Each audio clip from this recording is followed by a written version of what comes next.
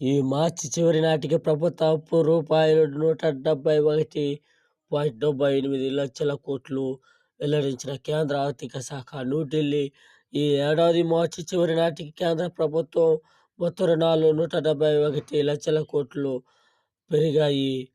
2023 December చివరి నాటికి నమోదైన 166 లక్షల కోట్ల పోలిస్తే 3 నెలల్లో 3.4% పెరిగాయని కేంద్ర ఆర్థిక శాఖ శుక్రవారం వెల్లడించింది. మొత్తం స్థూల రుణాల్లో పబ్లిక్ డేటా వాటా 90%గా నమోదైందని తెలిసింది. ఈసారి బడ్జెట్లో కేంద్రం ప్రకటించిన రుణ ప్రపంచంలో ఎన్ని లక్షల కోట్లు అప్పు చేస్తారో ఆ దేశమే నంబర్ 1లో ఉంటుంది. మనం అప్పు చేయలేదని మన ఇంటికి బాధపడకండి. దేశంలో ఈ విధంగా